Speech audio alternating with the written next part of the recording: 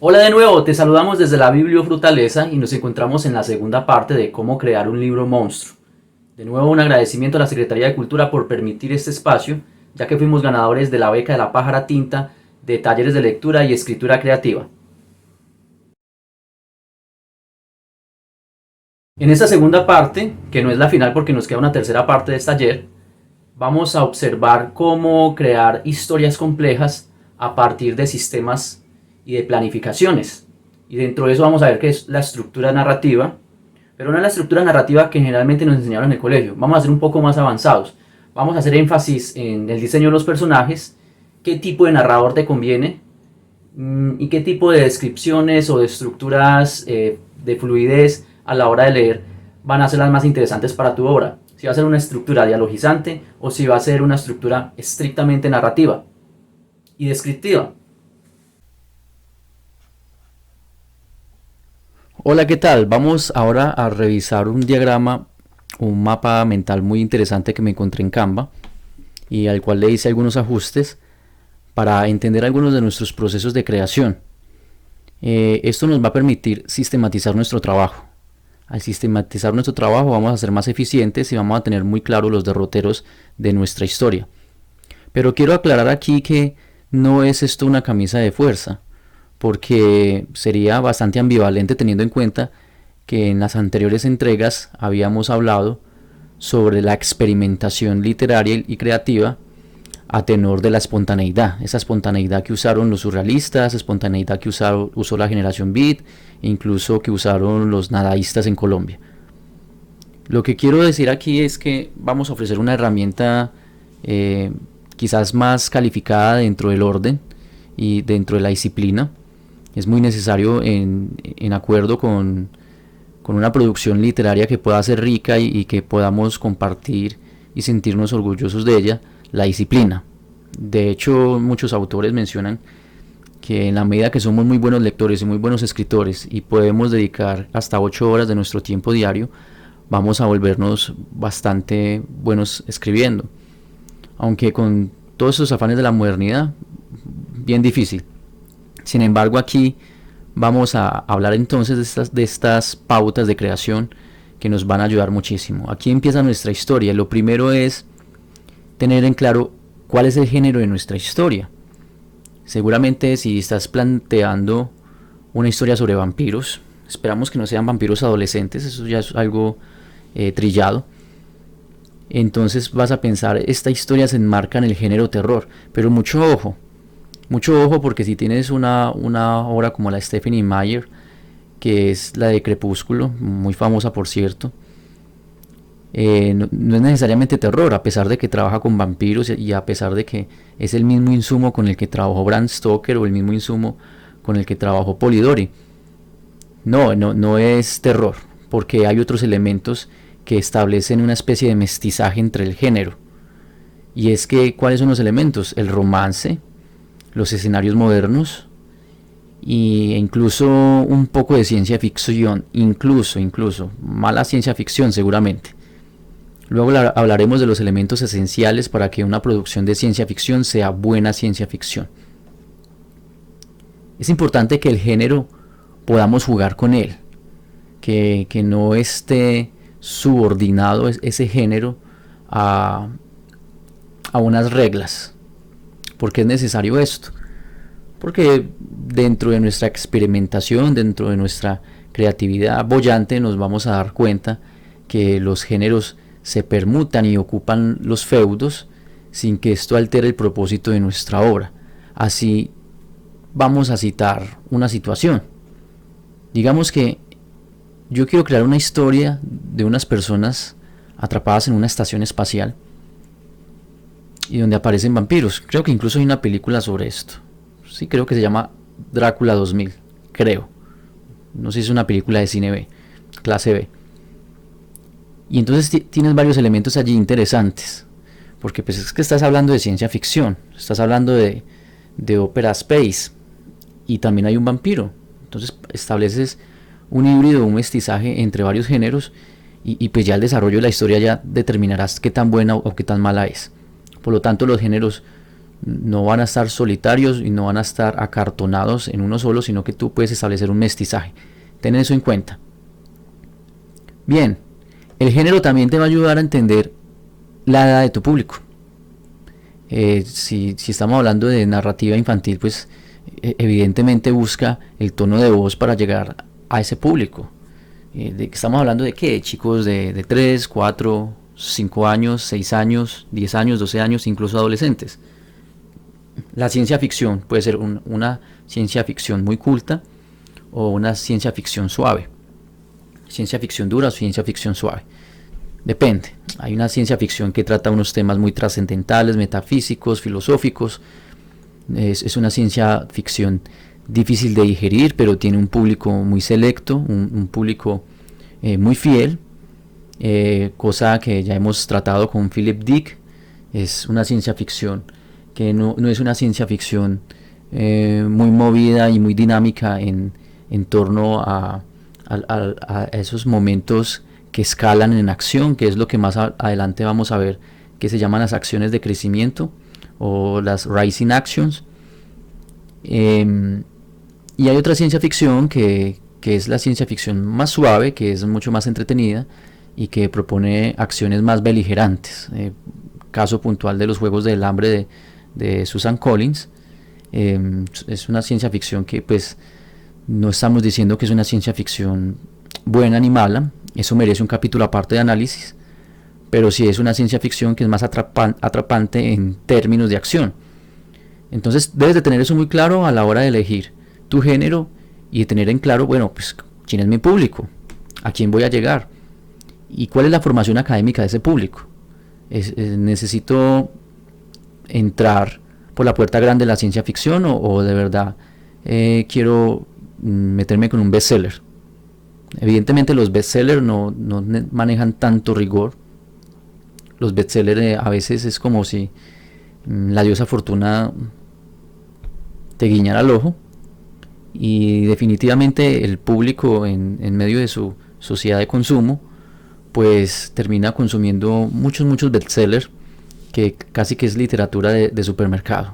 Aquí pues no nos vamos a enredar haciendo una crítica de cuáles son buenos o malos libros, sino que queremos hacerte una aproximación para que tú decidas qué es lo que más te conviene. Pero estos eventos en una historia generalmente siguen el mismo patrón y rara vez se presentan de otra manera. Lo primero que tenemos es lo que se llama el background o también la exposición, donde hay una introducción de lo que son los personajes y hay un acuerdo entre el escritor y el lector de cuál va a ser el lenguaje, el registro lingüístico, cuáles van a ser los topos y que estamos asistiendo a un fenómeno de ficción literaria. Eventualmente entonces tenemos el rising action. Los rising action no necesariamente pueden ser uno, pueden ser 2, 3, 4, incluso pueden ser muchos dependiendo de la longitud de tu obra. Esos rising action van a empezar a configurar lo que es el clímax de la acción, cuando realmente el problema alcanza uno de los puntos más altos.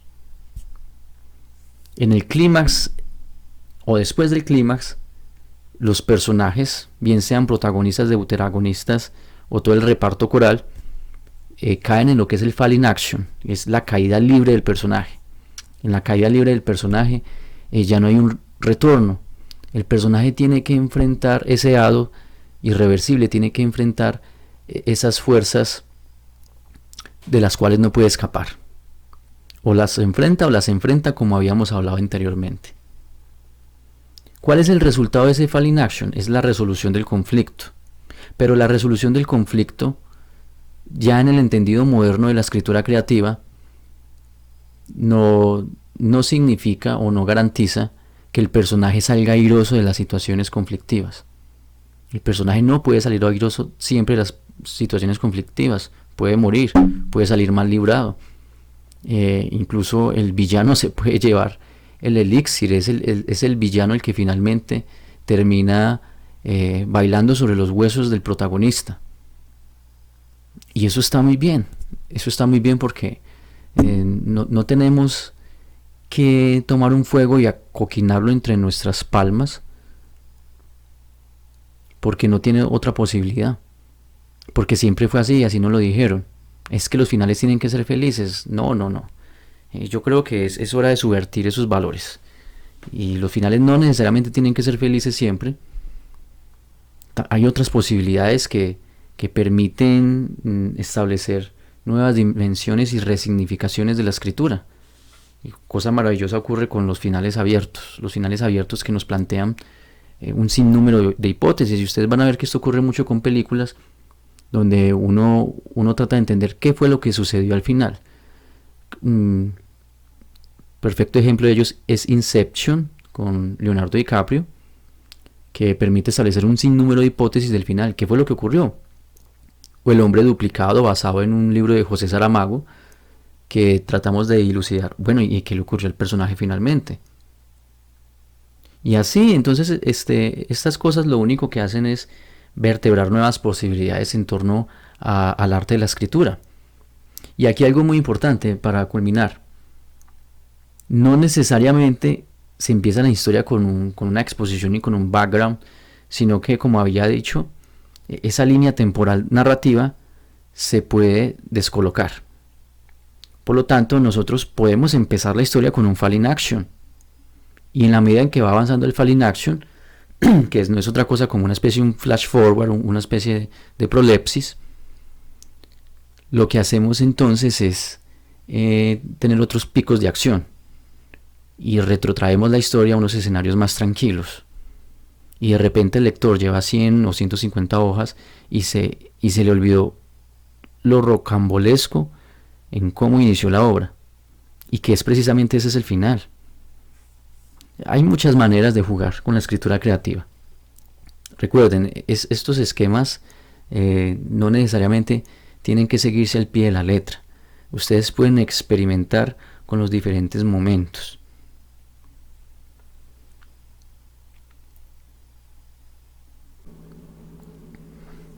Y ya teniendo en cuenta ese público, hay algo muy importante y es cuando pasamos a el ajuste de los detalles. Vamos ajustando detalles. Los settings de la obra, como cuando tú te sientas a ver una película, debes ajustar los detalles de la película, especialmente si es en streaming. Debes ajustar el lenguaje, debes ajustar la calidad de la imagen, debes ajustar los subtítulos. ¿Qué otras cosas puedes ajustar que se me escapa? Si es un videojuego, pues imagínate, los ajustes son mucho más complejos. Y a la obra le pasa lo mismo. Tú tienes que hacer un ajuste previo cuando tengas en cuenta el género y cuando tengas en cuenta el público. Una de las cosas principales es el lenguaje. Y cuando hablamos de lenguaje no hablamos de la realidad idiomática, sino que hablamos de todo lo que puede configurar ese lenguaje. Y en ese entendido hablemos del paratexto. Cómo funciona el paratexto dentro de la obra. Claro que convengamos que eso luego lo configuran en los servicios editoriales, pero tú también puedes hacerte una idea y tú puedes dar una contribución de tu paratexto. Y dentro de ese paratexto tendrá mi obra ilustraciones. ¿Cuál es el título de mi obra? ¿Cuáles son los títulos de los capítulos? En determinados momentos de la obra, ¿qué tipografía debo manejar? ¿Tiene un epígrafe? Yo mismo redacto la sinopsis. Ten en cuenta todos esos aspectos. Esos aspectos son elementales y son deícticos, que bien le dicen al lector de qué se trata la obra. Bueno, es especialmente un lector juicioso que gusta del paratexto. Recomendación lectora: cuando tengas un libro entre tus manos, como decimos, no tomes 2 cucharadas de sopa y luego vayas a la presa. Métete de lleno con el paratexto. El paratexto ofrece posibilidades muy ricas, semánticas, para sustraer mayor información del texto. Y entonces en ese paratexto encontramos posibilidades de lenguaje de códigos no verbales, color, imágenes, tipografía. Bueno, un epígrafe sí se entiende como una condición verbal. Pero volviendo al tema del lenguaje, y eso es muy importante, mucho ojo con el registro lingüístico. ¿Y qué entendemos por registro lingüístico? Nuestra capacidad de adaptar nuestras competencias comunicativas verbales a situaciones sociales. Tiene bastante que ver con la pragmática, pero para resolverlo de una manera más sencilla, imaginemos que un día vamos donde el doctor a una cita Entonces usamos un tipo de lenguaje con el doctor. Hemos pedido permiso en nuestra empresa o en nuestro lugar de trabajo para ir donde el doctor, así que redactamos una carta y de repente luego de que vamos donde el doctor y nos queda algo de tiempo, nos encontramos con algún amigo, un viejo amigo en la calle, y con él utilizamos otro lenguaje, y justo en ese momento nos llama nuestra señora madre y le contestamos con otro registro lingüístico. De diferentes situaciones sociales, diferentes personas permiten que nosotros hagamos una adecuación de nuestro registro lingüístico para un mayor entendimiento, para una mayor distensión o para observar respeto por esa persona. Y así mismo ocurre en las obras. En las obras debemos de tener muy en cuenta las jerarquías sociales que se establecen entre los personajes o las relaciones de confidencia para así adecuar el registro lingüístico. Y no solamente el registro lingüístico, sino el aspecto pronominal. Pero antes de hablar del aspecto pronominal, hablemos un poco del registro lingüístico, tomando un ejemplo que podría ser desastroso. Supongamos que yo quiero transarme con una obra donde quiero describir los males de la sociedad en un barrio muy deprimido, y de repente tengo mi personaje central, de un momento a otro habla de una manera muy sofisticada. Creemos que esa sofisticación en el registro lingüístico del personaje es una impostura. Por tanto, el personaje obedece o está más bien se subsume en unas condiciones socioculturales que no le permiten una adecuación de registro lingüístico academicista. O sea que allí hay una impostura, a no ser que ese sea nuestro ejercicio experimental, donde queramos relatar el empoderamiento de un personaje de una sociedad deprimida que quizás es autodidacta, porque esa es una posibilidad, pero de resto no es coherente, de resto no sería coherente con el plot, con el argumento, que ya lo vamos a ver. Por lo tanto, el personaje tiene que tener un registro lingüístico que obedezca a su naturaleza, a su condición social, a su formación, a sus emociones. Y algo que debo dejar claro acá y es muy importante: ojo con el registro lingüístico en la medida en que todos los personajes terminan hablando de la misma manera. Todos los personajes de la obra resultaron ser existenciales, o todos los personajes de la obra resultaron estar empoderados, o todos los personajes de la obra resultaron estar deprimidos. Pues bueno, a no ser pues que ese sea el ejercicio que tú plantees, pero mucho ojo, porque entonces ¿en qué termina ese ejercicio? Pues termina uniformando la historia, y no es nada bueno para lo que nosotros deseamos. Hablemos de los aspectos pronominales. Dentro de esas relaciones de confidencia, de esas relaciones de poder, entonces tenemos que estar muy seguros de cuándo vamos a ustediar, cuándo vamos a tutear y cuándo vamos a vocear. Tengan cuidado si de repente el personaje que es que es narrador omnisciente y además es personaje, se comunica con el público estableciendo lo que se llama la ruptura de la cuarta pared, y está ustediando al público y de repente lo está tuteando, a no ser que haya una situación emocional que así lo amerite o una condición jerárquica, pues entonces el aspecto pronominal cambia. Y mucho cuidado también eso entre los personajes: o tuteas, ustedeas o voceas. Es más, de hecho, si revisas novelas de alta fantasía o de fantasía épica, y si revisamos novelas de C.S. Lewis, como las Crónicas de Narnia, o novelas de Tolkien como El Señor de los Anillos o El Hobbit, vamos a ver que el voceo, el ustedeo, se da en la medida en que se establecen jerarquías. Entonces, mucho ojo con eso, mucho ojo con esos aspectos pronominales también, dentro de lo que cabe del ajuste de los detalles del registro de nuestros personajes.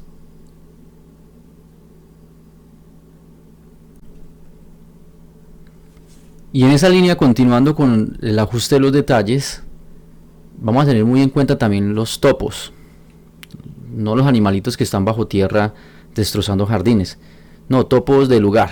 Vamos a tener en cuenta los lugares comunes que frecuentan nuestros personajes, y esos lugares que configuran emociones.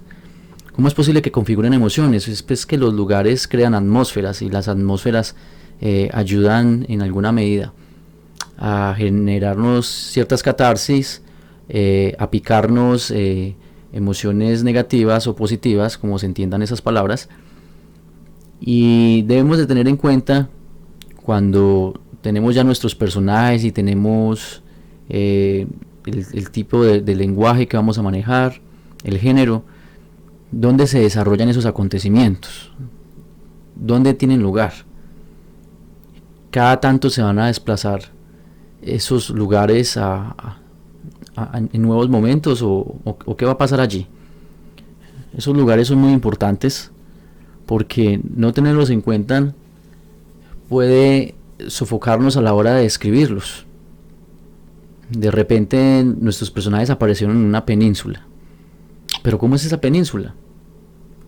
¿Cómo no se me ocurrió antes hacer un bosquejo de la península en una hoja en blanco, hacer un pequeño dibujo y quizás pensar en las especies vegetales y animales autóctonas de la península?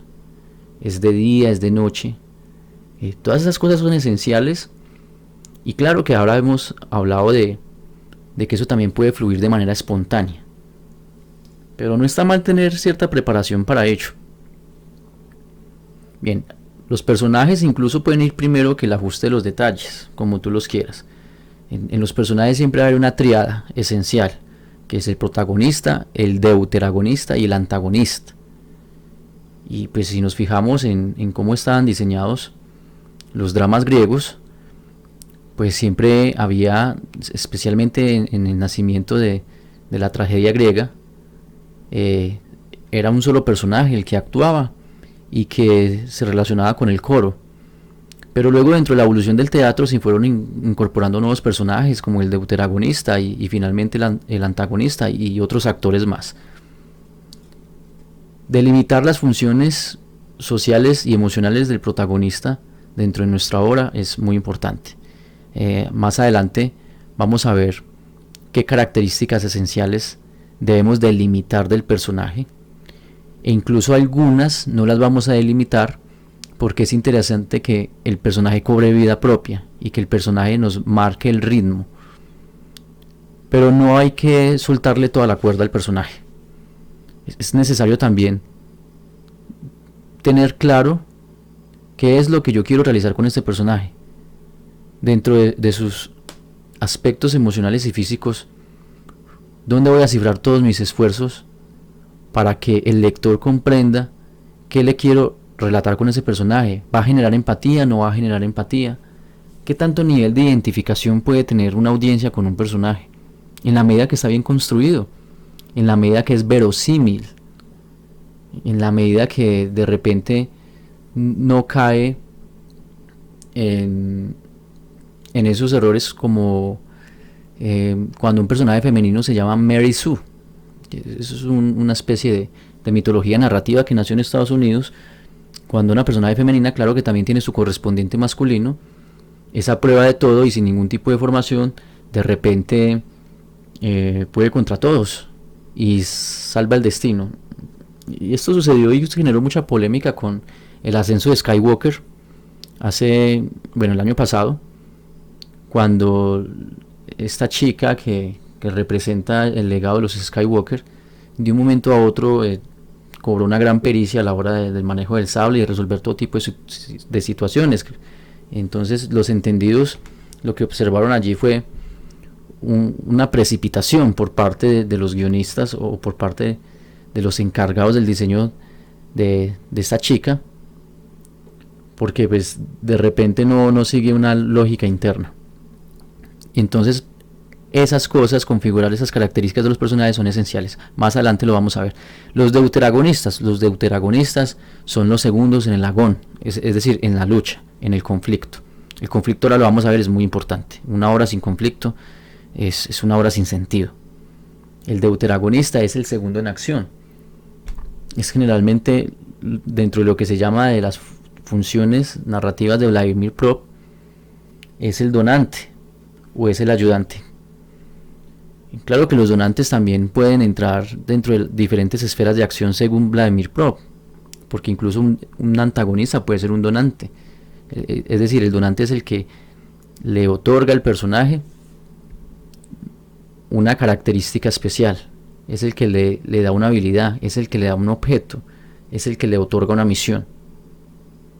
Y tenemos los antagonistas en contraposición a los protagonistas, que son los que se oponen a la resolución de los conflictos. Porque el protagonista él mismo puede generar el conflicto, y el antagonista lo que hace es hacer eco de ese conflicto. Pero el antagonista también puede generar el conflicto. Entonces hay que tener cuidado con eso. ¿Dónde queremos ubicar el conflicto? ¿Dónde se origina el conflicto? ¿Dentro de la aldea? ¿Fuera de la aldea? ¿Es un conflicto de carácter introspectivo? ¿Es un conflicto que es exógeno a la fuerza del protagonista?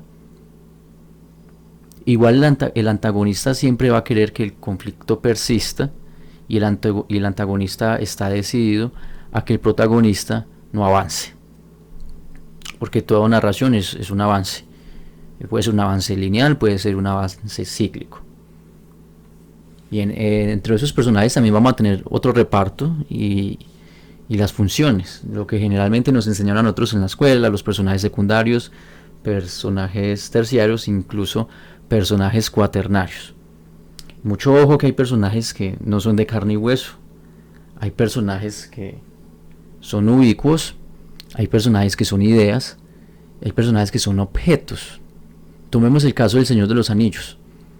El anillo único que le pertenece a Sauron, ese anillo es un personaje ubicuo, es un personaje sobre el que confluyen todas las acciones del Señor de los Anillos. También podemos encontrar en películas como The Happening, creo que se llama The Happening de M. Night Shyamalan, vamos a encontrar que hay un personaje presente a lo largo de la obra, es un personaje ominoso, desagradable, no está vivo, y es el viento que precede a la transformación psicológica de los personajes que terminan la muerte de los mismos. Y vamos a encontrar, si nos ponemos aquí a rascar la superficie, un sinnúmero de personajes que no son humanos, que incluso son animales, y que son objetos, para que tengan eso en cuenta. Bien, ¿cuáles son las relaciones? Las relaciones que se tejen entre los personajes. ¿Qué tanta familiaridad hay entre uno y otro? Ojo con eso, que muchas veces estamos escribiendo y de repente, y eso es lo que imposta la escritura, y eso es lo que hace perder la lógica interna y nos hace perder credibilidad. De repente un personaje que no tiene nada que ver con otro es capaz de dar la vida por este personaje, o de repente, y esto es muy común en las novelas románticas y en las películas románticas, personajes que apenas han compartido un pequeño espacio y ya están enamorados. Ojo con esas relaciones tienen que ser coherentes, tienen que ser sostenidas, tienen que tener una evolución clara que nos permita establecer por qué de un momento a otro este fue invitado a un viaje y aceptó, porque el Hobbit, que es Bilbo Bolsón, se encuentra en la comarca tranquilo y llega a la compañía de enanos y lo quieren invitar a un viaje. ¿Y por qué accede? Él no accede, él se niega a partir a ese viaje, y incluso ahí nos vamos a tomar unas cuantas páginas, el hombre refunfuñando, él no quiere ir al viaje, hasta que llega Gandalf y lo convence. No sé si estoy correcto en ello con esta cronología de sucesos. Entonces las relaciones son importantes, las relaciones tienen que estar afincadas en la experiencia y en las interacciones de los personajes, y porque esas relaciones también van a establecer acciones, y esas acciones tienen que ser verosímiles en función de las relaciones. Bueno, vamos con el plot o el argumento. El argumento es esencial, y dentro de ese argumento esencial debe haber un conflicto. Debe haber un conflicto central. Cuando decimos que hay un conflicto central, quiere decir que en la periferia del conflicto central se pueden encontrar otros pequeños conflictos. Incluso hay conflictos en obras que van a quedar irresolutos, no van a ser solucionados. Y eso está bien, incluso conflictos centrales dentro de las obras no son solucionados. Y mucho ojo, el conflicto tiene que existir dentro de toda obra narrativa. Una obra sin conflicto carece de movimiento, porque es el conflicto en la tragedia griega la que moviliza al héroe. ¿A qué lo moviliza? a no aceptar los designios de los dioses. Lamentablemente en la tragedia griega, esa rebeldía y esa no aceptación de los designios de los dioses termina en unas consecuencias nefastas para el personaje. Sin embargo, luego, cuando hay un marcado humanismo dentro del mundo griego, ya hay un desapego a esas tradiciones de los dioses y el héroe puede salir con mejor ventura del conflicto. El que el héroe enfrente un conflicto no significa que tiene que haber un final feliz. Mucho ojo con los finales felices, porque hay personas que les encantan los finales felices y eso es bastante respetable, pero nuestra teoría moderna de la literatura ya establece otras posiciones y otros miramientos a qué son esos finales felices, porque la felicidad pues finalmente es algo muy subjetivo y la derrota del héroe implica quizás una especie de martirio, que es lo que va a resultar en la visibilización y empoderamiento de otras clases menos favorecidas, aun cuando nos parezca un final triste o un final inadecuado. Entonces el conflicto debe existir y mucho ojo con ese conflicto, que sea un conflicto coherente con los objetivos de los personajes. Si los personajes se lanzan a la aventura es porque esa aventura los motiva desde lo más intrínseco de su ser y el lector tiene que entender la motivación del personaje. En las acciones de crecimiento o los conflictos de escalada nos encontramos que hay una exposición en toda obra y esa exposición nos cuenta de manera muy pausada o de manera muy tranquila quiénes son los personajes, dónde se están ubicando y por el momento no hay conflicto. Cuando digo que por el momento no hay conflicto, entiéndase que no es una prescripción.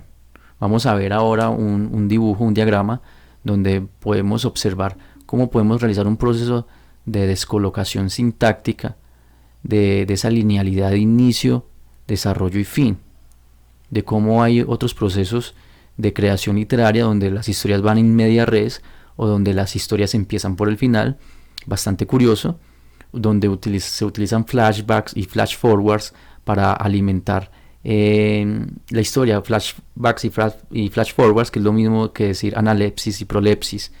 Va a ser unos pequeños viajes en retrospectiva o hacer unos viajes en el tiempo. No necesariamente tenemos que jugar con la linealidad de una historia. Entonces en esas secciones de crecimiento empiezan a ocurrir ciertos momentos de tensión que empiezan a crecer y empiezan a acercar al héroe o al protagonista al clímax de la acción, es decir, donde está el tope del gran problema. Y en ese mismo plot vamos a tener los giros o los twist plot, que no son otra cosa que situaciones inesperadas que nosotros no nos esperamos en la historia. Estas situaciones inesperadas son muy comunes en el mundo de Hollywood, en el mundo de los guionistas. Ellos generalmente trabajan con muchos twist plot sencillamente para poder generar un enganche en el público y que el público no se aburra. Y estos twist plots son muy comunes en seriados con los que trabaja Netflix, Amazon o HBO o cualquier otra plataforma. En la literatura no hay que sobrecargar la historia. En literatura bien realizada no hay que sobrecargar la historia con twist plots, con giros. No nos juguemos esas cartas tan pronto. No quiere decir que no lo vayamos a hacer. A veces la historia, sin que nosotros lo pensemos, da un giro. Entonces cuidado con eso. Y finalmente llegamos al apartado de la resolución. La resolución está en la antípoda de la exposición. En la exposición, pues entonces ya nos encontramos con las primeras líneas de nuestra obra, donde de una manera muy tranquila, muy aplomada nos cuentan cuadros descriptivos del lugar, y esos cuadros descriptivos cómo están relacionados con los personajes y sus rutinas. Quizás no haya mucha acción. Hay otros libros que definitivamente empiezan con una gran acción. Y en la resolución vamos a encontrar lo que se llama el falling action o la acción de caída. Esto es cuando el personaje está en caída libre. Tengan esto en cuenta. Cuando nuestro protagonista llega a un momento pasando el clímax, es decir, el gran problema, está en caída libre. No puede hacer nada para evitarlo. O enfrenta el problema. No hay un punto de fuga, un punto de evasión. Por más que quiera escapar del problema, el problema lo encontró. Entonces es allí donde tiene que resolver esa dificultad, encarando al antagonista o encarando a los designios del destino. Y justo en el Fall in Action es donde llegamos al epílogo, llegamos al fin. ¿Qué va a pasar con ese fin? No lo sabemos. Muchas veces al sentarnos a escribir una historia ya sabemos lo que va a ocurrir, o puede que no sepamos. Me ha pasado muchas veces que me siento a escribir una historia y ni yo mismo sé el fin. Y si nos atenemos a Vladimir Prop, es en este momento donde el héroe, si es que salió boyante, recibe el elixir, recibe la recompensa y regresa a su lugar de origen.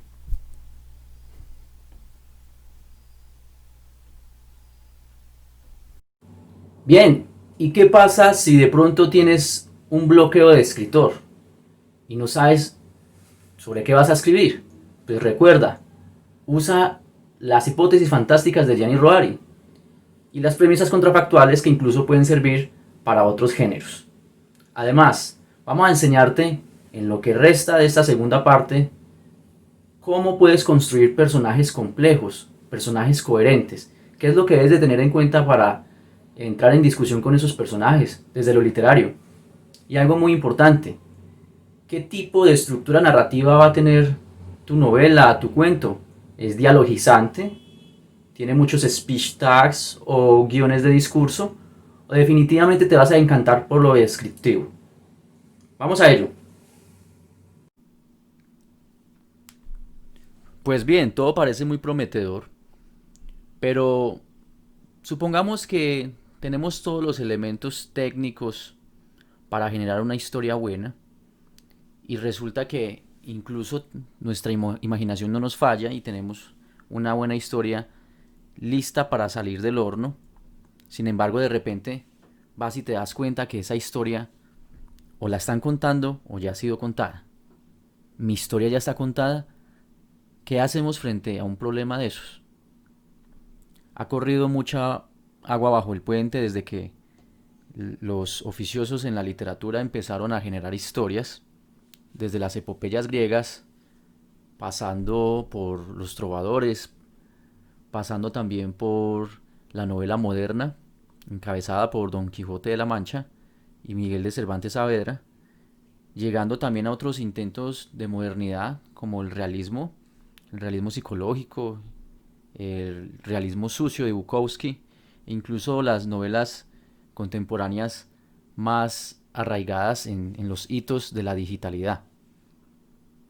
Y entonces uno piensa, ya todos los temas están agotados. Y es cuando debemos retrotraer la información en la que nos vimos eh, afortunadamente todos reunidos en torno a lo que se llaman las hipótesis fantásticas de Gianni Rodari. Vamos a echar mano de las hipótesis fantásticas de Gianni Rodari justo en el momento en que sentimos que nuestra historia ya fue contada o el tema ya ha sido agotado, un tema muy trillado, un tema muy manoseado.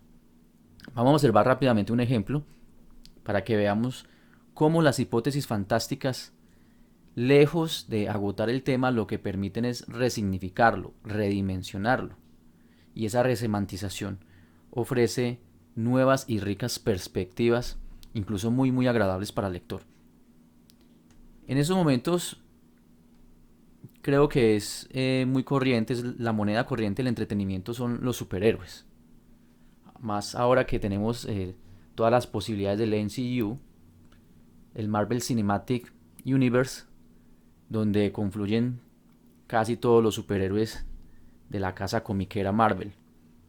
Evidentemente DC Comics también tomó nota de ello y no se quieren quedar rezagados. Hay una competencia muy feroz y estamos viendo superhéroes por todos lados. Sin embargo, dentro de estas manifestaciones culturales vamos a encontrar que hay unos productos que si bien juegan con todos los elementos de los superhéroes, lo hacen siempre demostrando que es posible, a través de una hipótesis o a través de una premisa contrafactual, es posible que ese cauce de la historia visual narrativa de los cómics pueda ser más poderoso, pueda ser más divergente. Y así es como tenemos casos puntuales de Superman Red Son, Watchmen o My Hero Academy. Es decir, a alguien se le ocurrió, parece que ya con Superman todo está contado, pero ¿y qué tal si? Premisa contrafactual. ¿Y qué tal si Superman y su nave no cayeron en Kansas, sino que cayeron en una ciudad soviética, Volgogrado, Leningrado, Stalingrado? ¿Qué tal si cayó en Moscú? ¿Cómo configura eso los juegos geopolíticos? ¿Qué sucedería entonces?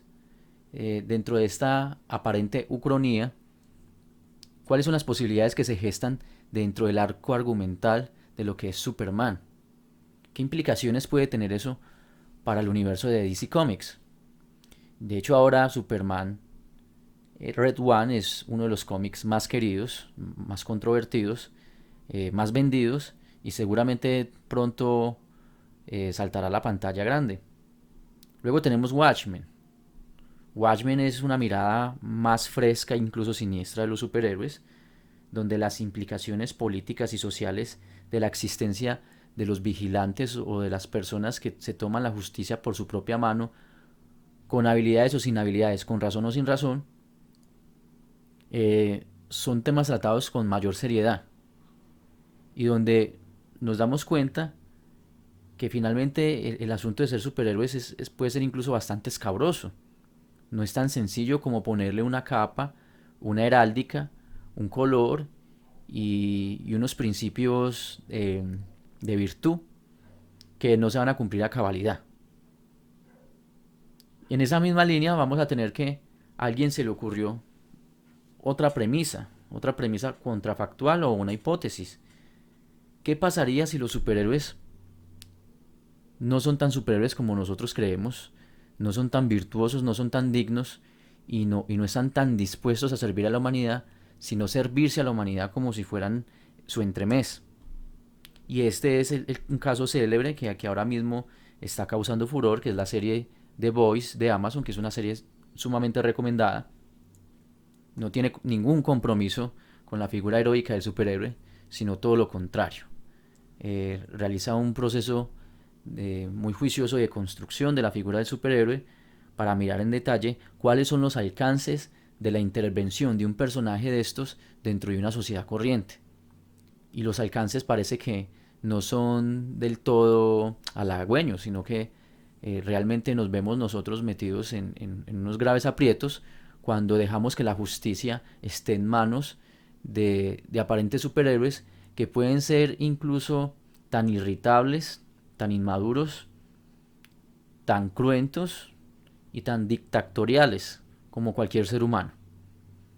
Y por último, tenemos también en la figura de los superhéroes un manga llamado My Hero Academy, que es muy famoso en estos momentos, donde alguien estableció la premisa de que el superhéroe no es único, sino que el superhéroe es genérico. Es decir, donde la mayor parte de la población son superhéroes. ¿Cómo condiciona eso las relaciones sociales y las relaciones de dominación entre las naciones cuando todos tienen superhéroes y cuando la mayor parte de la población son superhéroes? ¿Qué sucede con la minoría? Ya la minoría no son los superhéroes, sino los humanos, los normales. E incluso los superhéroes entonces hacen parte de sistemas educativos. Todo esto es muy interesante y todo esto se logra a través de hipótesis fantásticas en clave de Gianni Rodari, como pueden ver en el video que les vamos a poner arriba para que estén pendientes, o con premisas contrafactuales de ciencia ficción. Ahora vamos a echar un vistazo a la construcción de los personajes y unos elementos que hay que tener en cuenta. Tenemos aquí unos cuantos elementos que vamos a trabajar a través de unas smart cards y a través de unas preguntas que aparecen en estos momentos de manera anónima, pero que vamos a ir volteando de manera aleatoria.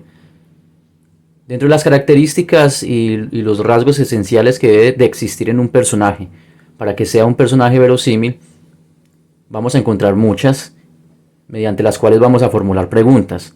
Nosotros aquí simplemente hacemos un esbozo de esas preguntas. Ustedes cuando están creando sus personajes van a plantear muchas más preguntas. ¿Por qué es preciso hacer esto y sistematizarlo en tipo SmartCast. Nuestra propuesta es gamificada, entonces usamos un juego que también, como van a observar en el próximo video, utilizamos en las aulas de clase para presentar personajes, bien sea personajes literarios o personajes reales, y así romper el hielo. Pero también es una herramienta muy buena para la creación de personajes, en la medida de que, como ya tenemos una planificación de las preguntas, no se nos queda nada en el tintero, o por lo menos estamos haciendo las preguntas centrales. Algunas de esas preguntas parecen verdad de perogrullo, sin embargo no hay que mirarlas por encima del hombro o mirarlas de soslayo. Muchas veces en la creación del personaje se nos van a olvidar cosas esenciales, como, oye, un momento, ¿y acaso mi personaje no tenía padres? Oye, un momento, mi personaje, mi obra está plagada de personajes masculinos. ¿Qué pasó con las mujeres? ¿Por qué no se me ocurrió que las mujeres ocuparan un rol activo dentro de mi historia? ¿Qué pasó allí? Y esto nos mueve a profundas reflexiones de qué era lo que estábamos tratando de hacer. Para que esto no suceda, vamos a tratar de complejizar o de problematizar la figura del personaje a través de unas preguntas. Y vamos a responder de la manera más honesta para poder configurar la realidad de nuestro personaje. Vamos a levantar una carta cualquiera. Vamos que levanto esta. Y esta carta le va a hacer una pregunta a mi personaje. Me la está haciendo a mí mismo. Los romanos te cambiaron el nombre. ¿Qué es esto de los romanos te cambiaron el nombre? Como esto hace parte de un juego de cartas griegas, implica la necesidad de que el personaje tiene un doble nombre. Ese doble nombre puede servir como un deítico para señalar, entre otras cosas, hacia dónde se dirige la historia. No olviden que los nombres, como hemos mencionado en videos anteriores, vehiculizan significado. Los nombres tienen una carga semántica muy poderosa. Continuemos entonces con otra posibilidad de aporte aleatorio para la creación de nuestro personaje. Vamos quizás con esta. A ver qué tal, qué dice. ¿Tienes alguna habilidad especial? Muy bien, esto nos va a servir, por ejemplo, en una rúbrica de creación de superhéroes en cómics. Debemos de establecer esto. ¿Cuáles son las habilidades de nuestros personajes? Pero cuando hablamos de habilidades, no hablamos solamente de habilidades supernaturales, sino también de habilidades emocionales, habilidades psicológicas, habilidades colaborativas, cualquier tipo de habilidad o competencia humana que hagan brillar y destacar a nuestro personaje por encima de los demás. Veamos esta. ¿Eres humano, semidios o un dios? Importante esto, especialmente si nuestra obra es de fantasía épica o ciencia ficción. Humano, semidios o un dios. En una rúbrica de creación de cómics no van a ser solo humanos, semidios o un dios, sino que también vamos a trabajar con otros tipos de personajes, que luego lo veremos en lo sucesivo. Estas condiciones de la naturaleza van a establecer en gran medida rasgos específicos de nuestros personajes. Veamos esta. ¿Has luchado contra algún monstruo? Este es muy interesante, nos permite establecer una radiografía de la trayectoria vital de nuestro personaje, antecedentes que apuntan hacia su destino. Y cuando hablamos de algún monstruo, no necesariamente estamos hablando en el sentido literal, sino que también puede ser un sentido metafórico. La respuesta de mi kimono es luchar contra el monstruo de la ignorancia y la pobreza, por citar un ejemplo. Veamos esta. ¿Tocas algún instrumento musical? Bien, ¿qué competencia musical o poética tiene nuestro personaje? O si no la tiene. ¿Posees alguna habilidad especial? Muy parecida a la de... ¿Tienes alguna habilidad? Ah, venga, esta está repetida. Bueno, hagamos caso omiso de esta. Si estuviera acá mi kimono, estaría gozándonos. ¿Te la llevas bien con tu familia? Importantísimo. A veces tenemos personajes donde parece que las relaciones familiares son inexistentes. Pensemos por un momento en el Rastignac de Honorato de Balzac. Recordemos cómo es esa relación de Rastignac con sus hermanas y con su madre. O pensemos también en la relación que tiene Papá Goriot con sus hijas. Eso es muy, muy importante. No podemos desligar las relaciones, las interacciones sociales y familiares que tienen nuestros personajes. Créanme que puede llegar a suceder que ustedes gestan una historia y parece que esas relaciones son marginales. A no ser que sea el experimento, entonces mantenga las relaciones marginales.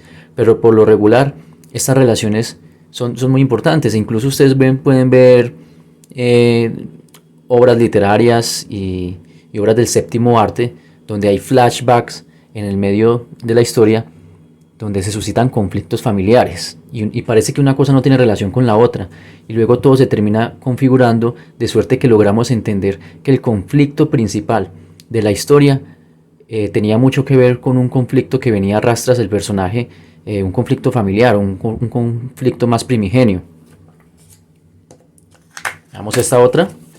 ¿Cómo te defines? Esta pregunta es para el personaje desde la ficción misma, cómo se define el personaje, pero también cómo lo define el autor. ¿Cómo define a ese personaje? ¿Quiénes son tus padres? Muy parecida, te la llevas bien con tu familia.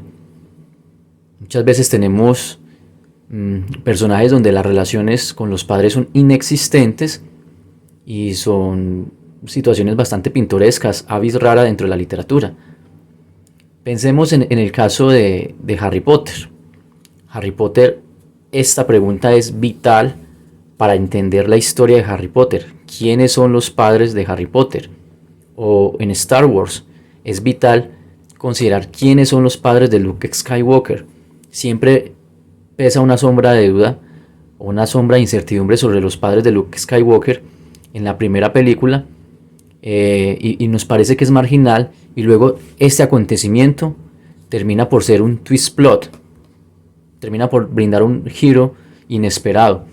Por lo tanto, plantéense la posibilidad de que su personaje tenga padres, desde luego, y de que sean mencionados, así sea de una manera embrionaria o así sea de una manera en volandas, pero los padres siempre van a ser agentes culturales muy importantes dentro del imaginario y dentro de la ideología del personaje, así que no hay manera de desvincularlos. Incluso la existencia, la ausencia de padres configura la nostalgia o configura la violencia del personaje o configura su compromiso con algunos conflictos de la historia. Esto es importante, quiérase o no. ¿Qué tal esta? ¿Con qué o quién tienes conflictos? Conflicto. El personaje debe enfrentar un conflicto. Y esto aquí es fundamental para entender lo que se llama el arco del personaje. El arco del personaje nace desde el primer momento donde el personaje hace parte de la exposición o del background y se definen sus rasgos elementales y se definen sus declaraciones de principios. Y en la medida que hace parte de esas aristas de conflicto, de esos conflictos de escalada, llega el clímax, donde el conflicto ya se vuelve intolerable y es lanzado en caída libre. En ese conflicto del cual él ya no puede escapar y tiene que resolverlo, todo eso lo que hace es que acusa un cambio en el arco del personaje. Ese cambio es psicológico, ese cambio es emocional, ese cambio es físico, ese cambio tiene que ver con las destrezas. Es muy difícil y muy complejo pensar en un personaje que ha hecho parte de toda una serie de tesituras y de experiencias, tanto negativas como positivas, y al final del relato termina como empezó. Eso no sucede. Los conflictos que tienen los personajes configuran el arco de personaje. El personaje evoluciona. Mucho ojo con el arco de personaje, porque muchas veces para poder tener un arco de personaje, algunos escritores, generalmente escritores de lo que se llama la lit chic, que es literatura para chicos o literatura juvenil, calzan a la fuerza el arco de personaje, lo hacen madurar a la fuerza. O sea, los estímulos a los que es expuesto el personaje pueden ser estímulos incluso triviales, pero a partir de esos aparentes estímulos triviales, el autor decide que hay un gran camino de madurez o que el personaje adquirió una gran destreza. En la jugada, como nosotros decimos en término coloquial con eso, el arco de personaje es muy importante para dotar de seriedad y de verosimilitud a tu historia. Pilas. Nos quedan dos, vamos con la penúltima. ¿Cuál es tu mayor conflicto? ¿Con qué o quién tienes conflictos? Pareciera que es la misma pregunta, pero no lo es. Recuerden que en esas acciones de escalada donde se presentan los conflictos, aparecen muchos conflictos que luego se subsumen en el clímax. Entonces, el mayor conflicto del personaje, sea el protagonista, el deuteragonista o el antagonista, porque el antagonista también tiene conflictos, van a aparecer por regla general en el clímax o pueden estar mediando a lo largo y ancho de la historia. Y nuestra última, para ayudar a entender a nuestros personajes, la última que debería de ser la primera, rasgos físicos, emocionales destacados. Pilas, hagan sketchbook, hagan bocetos, desen a la tarea de pensar en cómo es su personaje, cómo es su corte de cabello, cómo son sus facciones, cómo es su complexión, cómo son sus ademanes, cómo se demuestra frente a la sociedad. Es un personaje introspectivo, es extrovertido, es un personaje mimético, es un personaje fácilmente irritable, es un personaje que se va a hacer odiar de los lectores o que lo van a amar, y sean coherentes con esto. Nada de que mi personaje tiene ojos claros y luego digo que en los oscuros pozos azabaches de mi personaje se reflejó la mujer protagonista. Un momento, pero no eran ojos color empirios y ahora resultaron que son azabaches. Entonces, tengan en cuenta esto, delimítenlo. Estas cartas, lejos de parecer triviales, anodinas, son muy útiles. Realmente son muy útiles para la planificación. También lo puedes hacer con mapas mentales, pero aquí lo que estamos haciendo es gamificar. Y en otra entrega les vamos a mostrar cómo con esto se puede crear un juego en el aula de clase. Nos encontramos en la recta final de nuestro segundo taller, llamado Cómo construir un libro problemático. Este taller es un poco extenso y lo hemos dividido en varias partes. Hemos dado ya varios consejos de escritura y más adelante vamos a extenderles consejos de edición, cómo buscar ya salida y mandar a la mar a nuestro texto en la botella para que otras personas puedan conocer nuestra propuesta literaria. Vamos a hablar ahora del narrador, algo fundamental. Toda diégesis narrativa entendida como espacio ficcional y tiempo ficcional necesita quien ordene esa narración. Dentro de los narradores generalmente conocemos el narrador en primera persona, segunda persona y tercera persona. En primera persona narra los acontecimientos de viva voz, en segunda persona es en un tono epistolar y en tercera persona es un narrador como si fuera una especie de camarógrafo en un plano cenital. Lo puede ver todo desde arriba y todo lo conoce. Pero vamos a utilizar un poco de la teoría de la narratología de Gerald Genette y vamos a hablar de los narradores no como siempre se consideran, como siempre nos lo han enseñado desde las aulas de clase de bachiller, primaria, incluso universidad. Vamos a hablar desde la diégesis subordinada a los aspectos de heterodiégesis, extradiégesis y homodiégesis. Vamos a empezar dilucidando qué es eso de la diégesis. Bueno, la diégesis es todo lo que compone el relato en acuerdo con el mundo ficcional del espacio y el tiempo, y cuáles son esas reglas de juego de la diégesis. Y quien ordena esas reglas de juego no es otra cosa que el narrador. Así que tenemos un narrador que es el narrador heterodiegético, y cuando hablamos de narrador heterodiegético y hablamos de hetero, en ese sentido estamos hablando de una subordinación. Es el narrador al cual están subordinados los sentimientos y los acontecimientos de la narración misma. Es decir, es un narrador omnisciente, es un narrador con una visión divina, que todo lo conoce, que todo lo sabe, que todo lo siente, y por lo tanto es un narrador bastante objetivo. Y al ser objetivo, pues es un narrador que no toma partido, aunque algunos relatos heterodiegéticos, los narradores proponen preguntas, y en la medida que proponen preguntas podemos pensar casi como un método mayéutico que quizás están ayudando al lector y están tomando partido por algún personaje. Bueno, eso ya merece también un capítulo aparte de discusión. El narrador heterodiegético, que no es otra cosa que el narrador en tercera persona, puede ocurrir de manera extradiegética y de manera intradiegética. Cuando hablamos de extradiegético, es decir, el narrador que está por fuera de la narración, que no es un personaje, conoce todos los sucesos, pero no estuvo allí. El narrador intradiegético es el narrador común, que es también personaje, y al ser también narrador personaje, pero en este caso no deja de ser heterodiegético, conoce todas las condiciones. Es decir, es un narrador que puede brindar un testimonio de primera mano de todos los acontecimientos sin que haya algo que se le escape. Luego vamos a observar los narradores homodiegéticos. Los narradores homodiegéticos, por regla general, se encuentran en primera persona. Tienen un tono muy intimista y generan una mayor empatía seguramente con los lectores. Estas narraciones en primera persona, de hecho, son bastante llamativas, son bastante vistosas y, como había mencionado anteriormente, generan empatía con los lectores, y por lo regular estas obras narradas en primera persona, como Los Juegos del Hambre de Susan Collins, o como a ver qué otra narración en primera persona se me escapa por allí. No, El Señor de los Anillos no, 100 años de soledad no, Un hombre en el castillo no, 20.000 leguas de viaje submarino no. Bueno, les quedo adeudando una narración en primera persona. Bueno, tenemos a Moby Dick, que es una narración en primera persona, y el narrador es homodiegético intradiegético, es decir, está dentro de la historia, es un narrador personaje.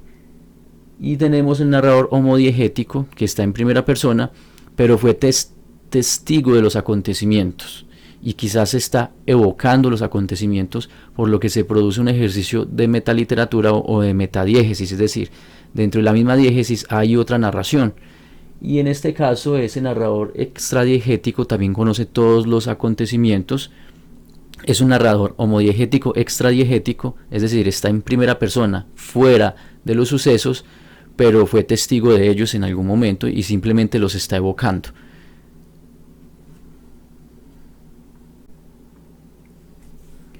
Pues bueno, espero que no la hayamos liado parda con esto de los tipos de narradores heterodiegéticos y homodiegéticos. No mencionamos el narrador en segunda persona, que es un narrador de un corte más epistolar, como si tú le estuvieras dirigiendo una carta a alguien y te estás comunicando con esa persona en segunda persona, como ocurre con el Gran Gatsby.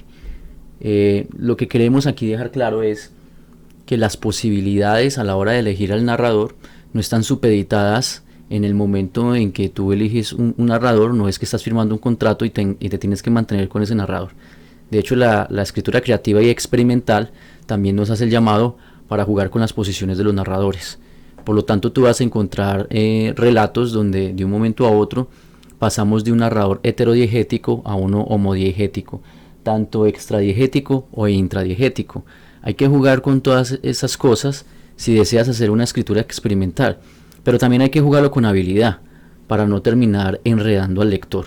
De hecho, hay unos libros bastante buenos que por lo general pueden jugar con con estas percepciones del narrador o con los puntos de vista. En unos segundos hablaremos de los puntos de focalización según la teoría también de narratología de Gerard Genette. Y yo siempre traigo a colación el tema de La ciudad y los perros, que es un libro muy interesante, pero puede ser un libro difícil de digerir en la medida que nos toca a nosotros que elucidar precisamente quiénes son las voces que están interactuando y en qué momento encontramos que el narrador puede ser heterodiegético o homodiegético. Y además, como el diseño de La ciudad y los perros no cuenta con un orden sintáctico clásico o un orden de puntuación, entonces esto puede motivar a confusión. Pero esa es la propuesta de Mario Vargas Llosa, y de hecho una propuesta muy exitosa. Bien, vamos a hablar de los puntos de focalización. La focalización está determinada por lo que sabe el narrador. ¿Qué es lo que sabe y a través de qué sentidos lo sabe? ¿Hasta dónde lo sabe? Hay 3 puntos de focalización según la teoría de la narratología de Gerard Genette: focalización cero, focalización interna y focalización externa. La focalización cero es muy común en los narradores heterodiegéticos, porque la focalización cero tiene 0 restricciones dentro del conocimiento de los acontecimientos. Quiere decir, la focalización, el saber del narrador, es un saber absoluto, es un saber solamente comparable con un saber divino, es un saber omnisciente, o sea que no tiene ningún tipo de restricción o limitación al conocer los acontecimientos y al ser narrados y ser puestos de conocimiento del lector. Ahora, la focalización interna ocurre a un nivel homodiegético, un narrador en primera persona, y sucede precisamente cuando el narrador homodiegético conoce los acontecimientos y las emociones de su propia persona. ¿Y quién mejor para conocerlo que esa misma persona? Ese tipo de focalización interna es una focalización muy íntima y es una focalización muy profunda. Puede que no sea una focalización muy veraz en cuanto a que no hay un ejercicio de intersubjetividad y nadie está apelando los sentimientos del personaje. Sin embargo, no deja de ser íntima y es una focalización que en tus ejercicios de escritura te vendría bien elegir a la hora de que tú decidas que un personaje tenga una adhesión emocional muy fuerte con tu público. Y cuando estamos hablando de focalización externa, es que a través de los sentidos el personaje, que es también narrador, un narrador homodiegético, bien sea extradiegético, o sea fuera de la diégesis, o intradiegético, dentro de la historia, solamente conoce lo que sus sentidos le permiten conocer, lo que él escucha, lo que él ve, lo que él palpa, lo que él reflexiona de los actos de los otros, pero su conocimiento es limitado. Y ese es el tercer punto de focalización del que nos habla Gerard Degenez. Espero tengan todo esto en cuenta a la hora de crear su obra y de poder fortalecerla desde los apartados técnicos y literarios. Y ya para finalizar, no olvides que a pesar del narrador que elijas, heterodiegético en tercera persona, en segunda persona tono intimista y epistolar, o en primera persona narrador homodiegético, o sea el tipo de focalización que tú decidas elegir, no olvides que las descripciones y la fluidez de tu relato tienen también una fuerte relación en la medida en que son relatos dialogizantes, donde van a primar y van a reinar los diálogos, o son relatos muy descriptivos, que describen los topos, los lugares, no lo olviden, que describen las emociones, que describen a las personas y describen las acciones. Hay unos textos que no son tan descriptivos, otros que están más interesados en reconocer los discursos de los personajes y de manera muy vaga realizan descripciones y mal que bien funciona. Un ejemplo muy interesante es un cuento de J.D. Salinger, que es el cuento titulado El pez plátano. Creo que estoy vagando un poco con el título, pero es un cuento muy dialogizante. Y hay otros cuentos que son de carácter muy descriptivo. Nosotros podemos encontrar en cuentos especialmente rusos que gozan de una gran riqueza visual dentro de lo descriptivo. Nada más empezar a leer a Dostoyevsky, él se puede tomar dentro del libro Crimen y Castigo la licencia de varias páginas para describir el cuarto de Raskolnikov. Entonces esa pauta ustedes la deciden. Espero que les haya gustado esta otra parte del taller. Aún nos faltan unas 2 partes más que las vamos a dividir en 2 entregas cortas, esperamos de 1 hora, media hora, y vamos a continuar con la retransmisión de nuestro segundo taller presencial. Un taller muy interesante donde reivindicamos el poder de la oralidad y la música en la escritura creativa. En nuestros próximos pequeños segmentos del segundo taller de cómo crear un libro monstruo, vamos a dar unas recomendaciones muy interesantes para que no se lo pierdan, sobre cómo buscar un editor, cómo realizar una carta de presentación para una editorial y consejos famosos de escritura. De verdad que se vienen cosas muy interesantes. Hasta la próxima y muchas gracias siempre por su tiempo.